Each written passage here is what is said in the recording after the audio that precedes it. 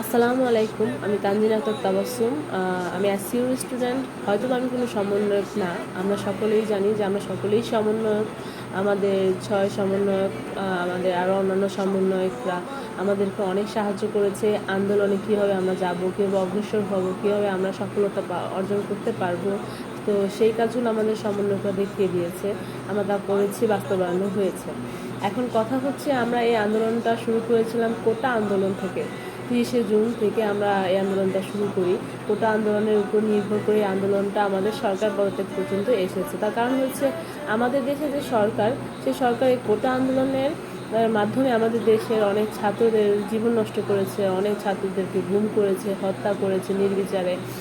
তার এই অরাজনৈতিক, তার এই স্বৈরাচারী ভাব আমরা মেনে নিতে পারতেছিলাম না, যার কারণে আজ আমরা সবাই গণভবন শাহবাগ এরিয়াতে গিয়ে তার পদত্যাগের জন্য আবেদন করেছি। আমাদের সমগ্র বাংলাদেশের স্টুডেন্টরা আমরা ঢাকায় এসে জড়ো হয়েছি। আজকে তার ফলাফল হিসেবে আমরা দেখেছি যে সরকার পদত্যাগ করেছে। তো সরকার পদত্যাগ করেছে, তা তো ভালোই। এখন কথা হচ্ছে ভাইয়া, যে স্বাধীনতা অর্জন করা হচ্ছে, রক্ষা করাটা খুব কঠিন। আমরা তো স্বাধীনতা অর্জন করেছি, প্রথম একটা ধাপ আমরা অর্জন করতে পেরেছি। এখন কথা হচ্ছে, যেহেতু দেশে সরকার নেই, সরকার ছাড়া একটা দেশকে সামলানোটা অনেক মুশকিল। এখন আমরা আগে যেমন সতর্ক ছিলাম, এখন আমাদের আরও বেশি সতর্ক হতে হবে। কারণ সরকার নেই, এই সুযোগটা আমাদের বিরোধী দল যেমন বিএনপি, জামাত শিবির, আরও অন্যান্য দল, ইভেন কি বিএসএফ, ভারতের লোকেরা বিভিন্নভাবে আমাদের বিভিন্ন জায়গায় যাত্রাবাড়ি, মাওনা, তারপর হচ্ছে কোনাবাড়ি, এইসব জায়গাতে যে আমাদের বিধর্মী ভাইয়েরা আছে, তাদের মসজিদ, তাদের মন্দির, তাদের বাড়িঘর, সংখ্যালঘু যেই ধর্মটা আছে আমাদের বাংলাদেশে, সেই ধর্মের উপর তারা অ্যাটাক করতেছে, তারা ভাঙচুর করতেছে, তারা আমাদের দেশের সম্পদ নষ্ট করতেছে।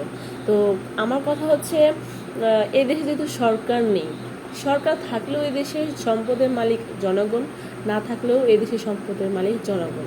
যেহেতু সরকার নেই, সেক্ষেত্রে আমাদের দেশের সম্পদকে আমাদের রক্ষা করতে হবে। আমাদের দেশের সম্পদকে রক্ষা করার জন্য আমাদের অবশ্যই সজাগ থাকতে হবে, যাতে আমাদের দেশের সম্পদকে কেউ ক্ষতি না করতে পারে। আমাদের দেশের সম্পদের ক্ষতি করে আমাদের মাঝে কোনো রকমের কোনো দাঙ্গা সৃষ্টি না করতে পারে। তো আমরা ইতিমধ্যে সকলেই জানি যে আমাদের দেশে বিভিন্ন জায়গায় গুলাগুলি চলতেছে, ভাঙচুর চলতেছে, আমাদের দেশের সম্পদও নষ্ট করতেছে। তো এটা ঠিক না।